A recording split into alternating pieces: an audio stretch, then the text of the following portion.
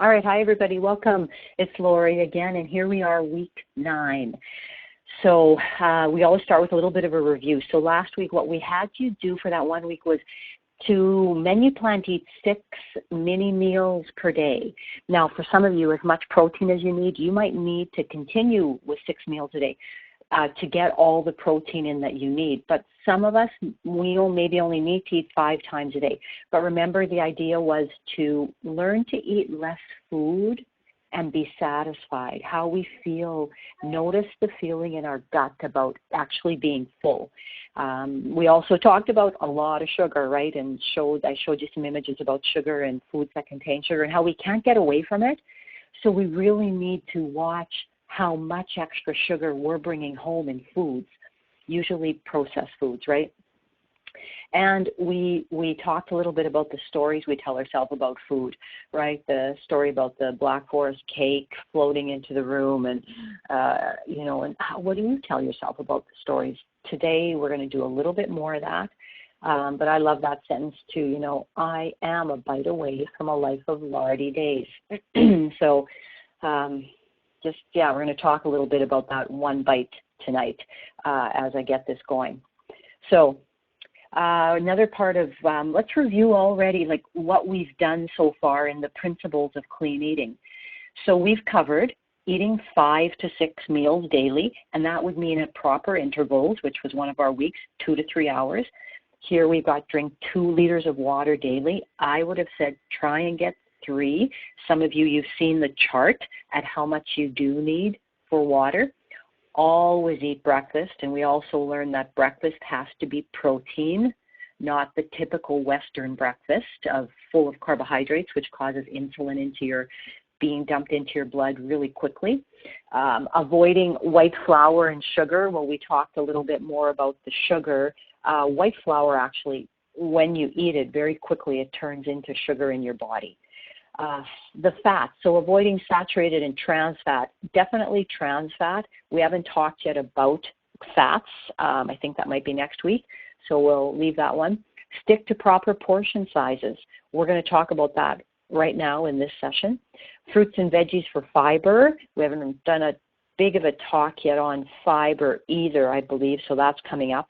And of course, we've talked about the sugar-filled colas and the fruit juices because that's what they're full of. They're full of sugar.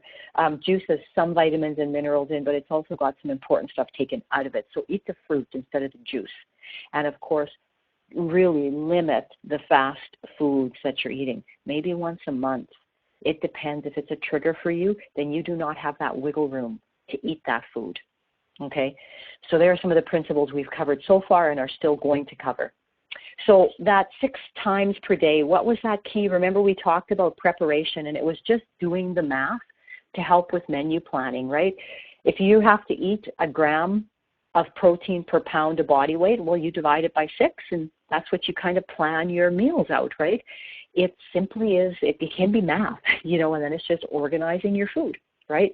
Add some good fats and some healthy carbs, which I'm talking meaning lean and leafy and green carbs, but also there's nothing wrong with appropriate servings of your pasta, your rice, potatoes as well, but appropriate servings. Okay, we'll talk about that a bit tonight. And I guess remember, this isn't forever. It's not for the rest of your life. It's for now until you make some changes. Right? Those 4 phases of growth and learning, you might be in this conscious competence where you've really got to be thinking about it, but pretty soon you can move into unconscious competence where it's very natural. That's what you want to do, okay? That's where we want to get to. So this week, keeping yourself on track, right? I'm giving this positive attitude crap one more day to work, and then it's back to being me, right? Right? What I want you to know is, be at peace with the decisions you're making. Don't create a war for yourself. If you don't like what's going on, then go back to what you were doing before. Know what you're choosing and be at peace with it, right? I want you. Everybody deserves a healthy life, right? But if it just isn't working for you and you prefer to be doing what you were doing, then go back to it. Don't complain. Just find some peace in whatever you choose. Okay, so a critical piece to staying on track here yet is looking a little bit more at the quantity of the food you're eating, because even for me, when I switched to finally eating healthier foods, when I still would binge and overeat on all the healthy foods, my progress stopped, right? So quantity is important to understand. That was a little bit about the 6 meals last week. You really had to work on quantity. In your food journal always is a critical tracking device to keeping you on track and thinking about this, right? When you're the most hungry, when you're not hungry, what did you eat, right? What did you go to? Okay, let's jump into some of the portion sizes. So this is very cool, some of the pictures I'm going to show you here. Portion size illusion. So question there is, which plate contains the most food? Well, simple. Most of us would say the very small plate, but each plate contains the same amount of food. But if I got the really big one and that, I was looking at that and that's what I got to eat, as an overeater, I wouldn't be very happy with that, right? I would think, oh my gosh, I'm going to starve. But when I look at the little plate, right, then I think, wow, that's a lot more food. So this is very interesting, right? All those plates contain the same amount of food. All right, this one, I love this one. So, who doesn't love pasta, right? I was like a pasta freak was one of my things. But that is 2 cups of pasta in a very large bowl. And look at the other one. That's 1 cup in a smaller bowl. Again, crazy, right? How we overeat. That's in restaurants, right? Do you ever notice the size of the plates you get, right? And they fill it up with some of the food that's cheaper to produce, which would be pasta, right? But this one isn't as, to me, like the tall glass is 6 ounces, that short glass is 12 ounces. The short glass does look like it has more to me. The tall glass there doesn't really fool me. So, moving on. Okay, so a handy portion guide here to think about. So your vegetables. Choose as much as you can in both hands. Like, really, that's a lot when you think of scooping your hands and eating all of that. That's quite a bit, right? Okay, so now they've got the fruits and the grain products. So this would be like rice, pasta, potatoes, your milk, so yogurt. That's even, it says choose the amount of your fist. That's quite a bit of yogurt to me. But when you think of pasta, right, that's probably 1 cup. Potatoes, right? But that's still actually quite a bit. As your tummy shrinks, as you're getting used to eating smaller amounts of food, that's going to be a lot. That's going to be a lot. Okay, the meat. Well, we've talked a lot about this, where 25 grams is about the size of the palm, right? And that thickness right there. Cheese, they're talking about some, the firm dairy product cheese, the size of 2 fingers, your index and your middle finger. That's it when you're eating that cheese. And if you're going to add some butter or some fat to something, it says the size of the tip of your thumb, so at that first joint. And I'll tell you what, like if you take a chunk of butter that big and you put it on something, it's quite a bit of butter, right? That's quite a bit. So that's a little bit of a portion guide to eyeball things. Okay, but as you get more serious about this and you really want to make this work, you might consider investing in a food scale. Now, I've got some really old food scales put up here, right? They're still kind of the, whatever that is, the dial one. You can get digital ones now that actually tell you how much protein, and when you put it in there, I think it gives you the protein, the fat, if there's any carbs or anything in it, crazy, you punch it in. But these are very simple. The white one over here on the black counter, this is mine. I've had it for years. It's a little bowl. You put it on there, you set it to 0, put your food in, and it measures for me the ounces or the grams, right? But remember, when you're looking up the foods and how many grams of protein you want, they usually give it to you and how many ounces you eat, right? So don't get confused with that. 4 ounces of most protein, 4 or 5 ounces of most protein can be right around 25 grams of protein. But using a scale really will help you learn to eyeball things better. So often I'll just, once in a while, I have my scale on the cupboard all the time. I'll pick a portion and I'll throw it in there to see how I did, right? And just keeps me on track. And okay, so looking at some meal planning using just some math, right? So if I weigh 170 pounds and I want 170 grams of protein, well, if I divide that into 6 meals, it's 28 grams per meal. That's doable because I told you guys you need for sure 25 to 30 grams per meal, right? So that would work. Now, if I take 170 divided by 5, we're over 30 grams. It might be a little too big of portions to be eating. So this amount of protein probably should be in 6 meals. So if you happen to use a NutriFuel, let's say in the morning, you're getting 30 grams. Around 7 a.m., you're getting 30 grams of protein.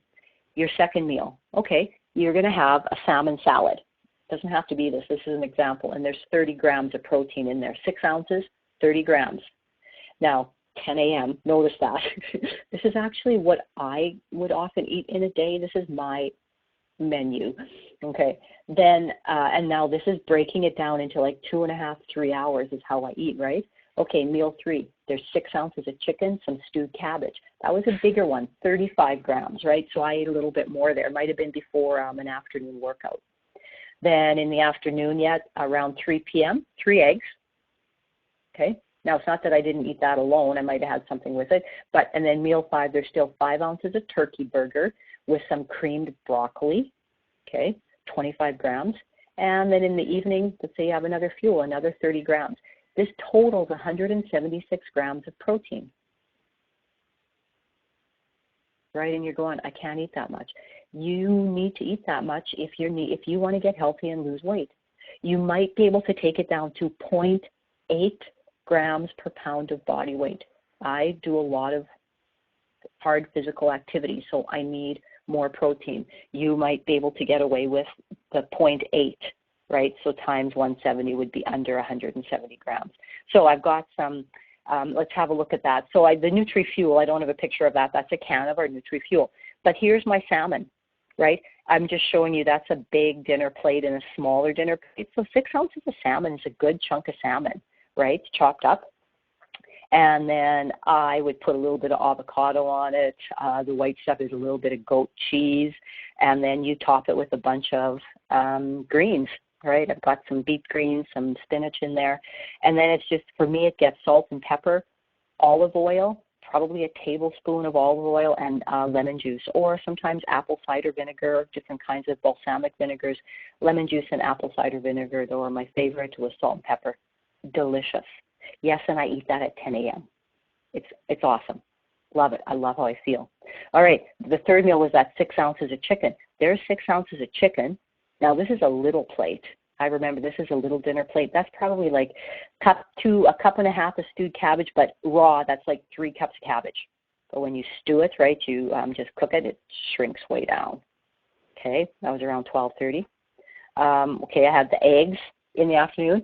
So now these are turkey burgers that I make. It's ground turkey. It's got some eggs in it. I put lots of Dijon mustard in it and dill, some lemon pepper to flavor them, some ground flax or chia seeds I put in there, and then I just either fry them or I broil them, cook them in a pan or broil them. The cream broccoli, all that is broccoli boiled up in some chicken stock, not a lot of chicken stock, but then I salt and pepper it and put some cilantro in it and whatever other spices, and then I blend it with a hand blender, and it turns into like a really thick cream soup.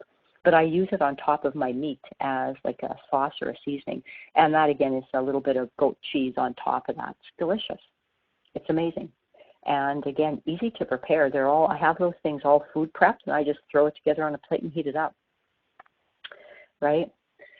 So that's just showing what my food looks like and measuring it out in portion sizes and doing a little bit of that gives you an idea of getting a good amount of protein in a day as well. So over now to the headspace that we have again as we're doing this. So this is a very cool book, Geneen Roth. It's called Women, Food, and God. And, I often have people tell me, but, you know what, I like food. How, I don't have an issue with food. I'm not a binger, an overeater. I like food. Isn't that okay? Well, this is what she has said in our book about this. Sometimes people will say, I just like the taste of food. And in fact, I love the taste of food. Why can't it be that simple? I overeat because I like the taste of food. And Janine goes on to say, but when you like something, you pay attention to it. When you like something or even love something, you take time with it. You want to be present for every second of the rapture. Now, overeating does not lead to rapture. It leads to burping and farting and being so sick that you can't think of anything but how full you are. And that is not love. That's suffering. So it was a very interesting thing for me as well, to understand that it is suffering, right? And I've been there where I've overeaten and just go, of course, why did I do it? Why did I do it? You beat yourself up.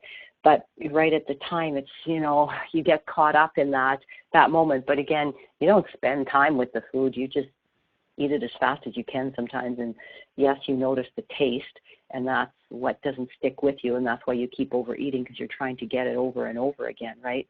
But this was an interesting way to look at when you just say you love food. It's not the way you use love, which is what we're talking about now. Using the words love and need when referring to the food you eat, right? And how about you deserve? Gee, I deserve to have a bag of chips. I've been really good, right? Having this kind of relationship with the food you eat is unhealthy. Food is just to be put in our body to make us perform and feel good, right? It can be changed by that language we use, right? When we're using the words love and need and deserve with food, there's something not quite right about that, right? What do I deserve? I deserve an abundant life that God has in store for me. That's what I deserve, right? And I need to follow his plan and listen to what he tells me. That's how I get it. I don't deserve to overeat and binge and be unhealthy. That's not what I deserve, right? If I continually choose to do it, though, maybe I do deserve it, right? So, when you think about food, think about it as fuel for your body. It's not something to make you feel happy, right? We need to eat to maintain an activity level, to maintain health and be lean, right? And to perform our best every day, to have a great day getting through all of our activities. That's why we want to put food in our body. Here we're going to talk about this one little phrase, and for me it was a big trap, right? One bite won't hurt me, right? And the thing about that is in a day, it's one bite maybe 10, 15, 20 times, right? And for example, the edging of a cake, but you don't have a piece, just cut little slices off, right? I'm notorious for that, but I actually didn't sit down and have a piece of cake, right? These little things, right, can be very, very dangerous for us. And that's where right now your wiggle room might be nothing in order for you to break these habits, right? And the idea of one bite won't hurt me, right? You have to remember that you're one bite away from a life of Lardy days, and that was definitely for me. It's way better now, and again, it's not forever, but it certainly is for now.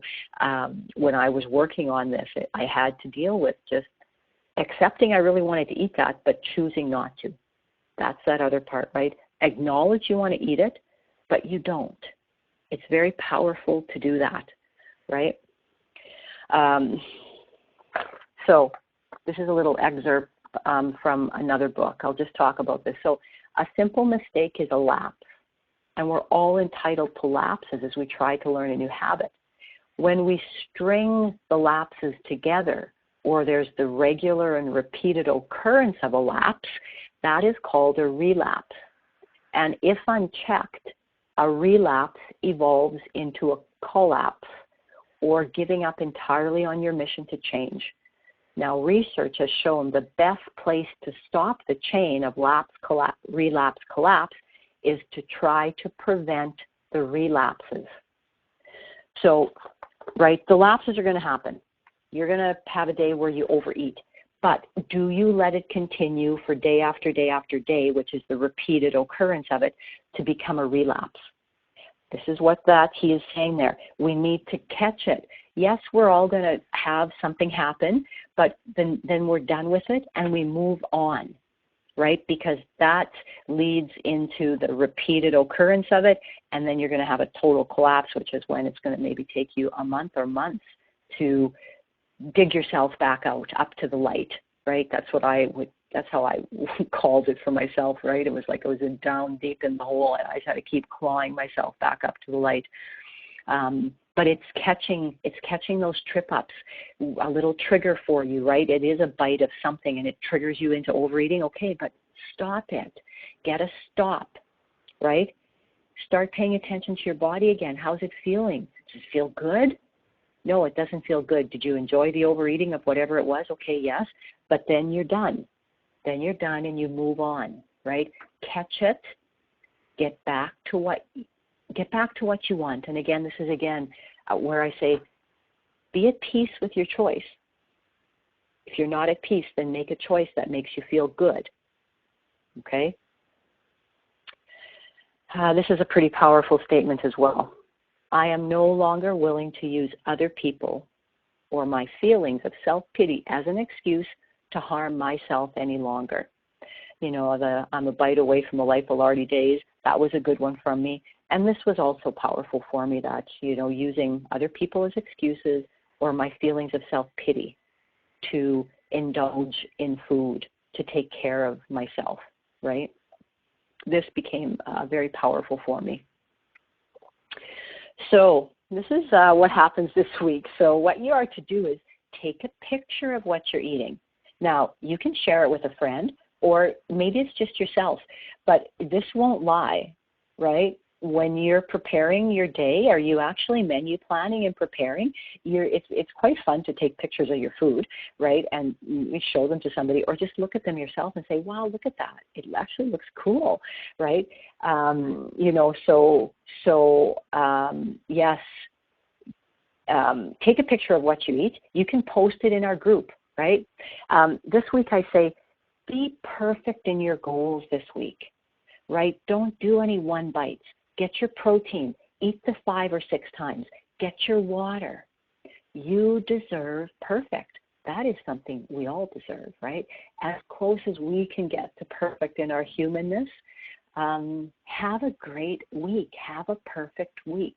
And I really suggest you should take a picture of yourself as well and compare it to your picture way back when, right? You've completed 8 weeks now.